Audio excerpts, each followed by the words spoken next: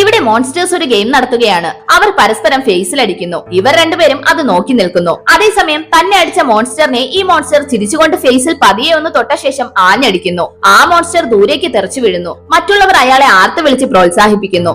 അപ്പോഴാണ് ആ മോൺസ്റ്റർ തന്റെ സ്ഥലത്ത് ഹ്യൂമൻസ് വന്നിരിക്കുന്നത് കണ്ടത്. അതിലൊരാളെ മാത്രം അവിടെ നിന്ന് ഉടനെ പോകാൻ പറയുമെങ്കിലും ഇവൻ ആ മോൺസ്റ്ററിനെ ഗെയിം കളിക്കാൻ ചാലഞ്ച് ചെയ്യുന്നു. അവർ ജയിക്കുകയാണെങ്കിൽ രണ്ടുപേരെയും വെറുതെ വിടണമെന്ന് പറയുന്നു. ആ മോൺസ്റ്റർ മനുഷ്യന്മാർ വെറും വിഡ്ഢികളാണെന്ന് പറഞ്ഞുകൊണ്ട് ചാലഞ്ചിന് സമ്മതിക്കുന്നു. ഗെയിം സ്റ്റാർട്ട് ചെയ്തതും ആദ്യം ഇവൻ അയാളെ തന്റെ സർവ്വശക്തിയും എടുത്തടിക്കുന്നു. പക്ഷെ അയാൾക്കൊരു കുലുക്കവുമില്ല. അടുത്തത് മോൺസ്റ്ററിന്റെ ചാൻസ് ആണ്. അയാൾ അവനെ ആഞ്ഞടിച്ചതും അവൻ തറയിൽ വീഴുന്നു. അവന് നല്ല വേദന തോന്നുന്നു. പക്ഷെ ഗെയിം അവസാനിച്ചിട്ടില്ല. ഇനി രണ്ടാമത്തെ റൗണ്ടാണ്. ഇത്തവണ ആ മോൺസ്റ്റർ ഞാൻ നിന്നെ സഹായിക്കാമെന്ന് പറഞ്ഞ് അവന്റെ കൈ പിടിച്ച് തന്റെ ഫേസിൽ വെക്കുന്നു. അവൻ കൈ ഓങ്ങാൻ തുടങ്ങിയതും അവന്റെ ഒപ്പമുള്ളയാൾ ഉടനെ തന്നെ ഒരു ഡിവൈസ് അവന്റെ കയ്യിൽ ഘടിപ്പിക്കുന്നു. തന്റെ ഡിവൈസ് കയ്യിൽ വന്നതും ഇവന് കോൺഫിഡൻസ് തോന്നുന്നു. അവൻ ചെറുതായൊന്ന് ചിരിച്ചുകൊണ്ട് ആ മോൺസ്റ്ററിനെ ആഞ്ഞടിക്കുന്നു. നോക്കുമ്പോൾ ആ മോൺസ്റ്റർ അടികൊണ്ട് തറയിൽ വീഴുന്നു.